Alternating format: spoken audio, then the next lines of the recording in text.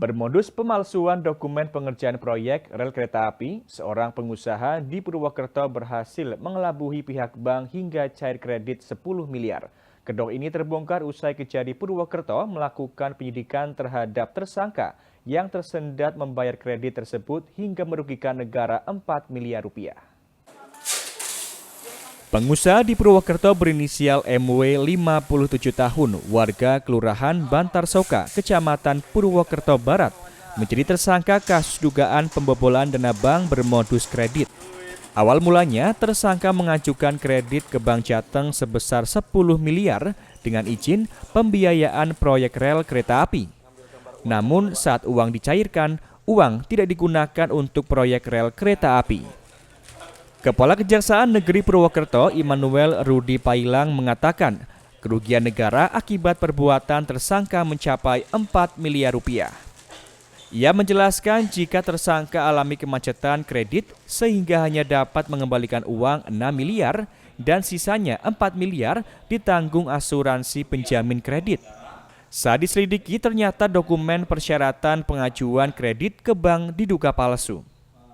Dari hasil penyelidikan, ternyata tersangka meminta oknum pegawai Balai Perkeretaapian membuat dokumen palsu untuk persyaratan kredit ke bank.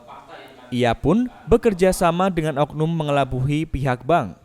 Oknum diminta mengaku sebagai pejabat pembuat komitmen, padahal oknum hanyalah pegawai biasa. Di mana syarat-syarat yang disyaratkan itu harus menggunakan kontrak dan surat perintah kerja asli. Namun oleh tersangka menggunakan purchasing order yang fotokopi. Kemudian dari permohonan yang menggunakan keterangan tidak benar tersebut, PT BPT Bank Jawa Tengah memberikan kredit senilai 10 miliar. Dan pada saat uang tersebut cair, uang tersebut tidak digunakan untuk pembiayaan proyek sebagaimana diterangkan di dalam permohonan kredit yang menggunakan purchasing order fiktif tersebut. Karena tidak dipergunakan sebagaimana mestinya, maka dana kredit tersebut tidak dapat dikembalikan.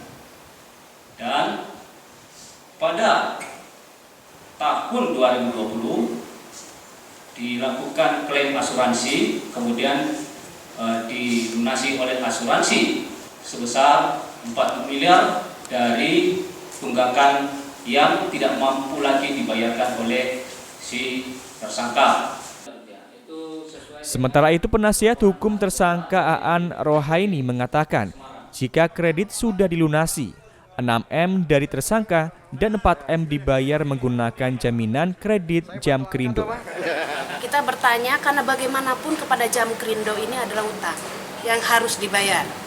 Karena ini dalam penyidikan, maka salah satu tandanya kooperatif adalah keluarga mencarikan pinjaman. Lalu uang tersebut kita sudah bersurat kepada Jamkrindo bertanya, ini mau diserahkan kepada Jamkrindo atau ke kejaksaan? Lalu dari Jamkrindo menyampaikan ke kejaksaan saja. Prinsipnya kita tidak ada masalah. Lalu kita serahkan hari ini dan kita sendiri yang mengantar. Meski demikian, tersangka beritikat baik mengembalikan kerugian negara sebesar 4 miliar yang dititipkan ke Kejari Purwokerto. Atas perbuatannya, tersangka terjerat pasal dan undang-undang tentang pemberantasan korupsi dengan ancaman 20 tahun penjara. Namun demikian, tersangka tidak ditahan karena dinilai kooperatif. Dari Banyumas, Aji Wibowo, Satelit TV, mewartakan.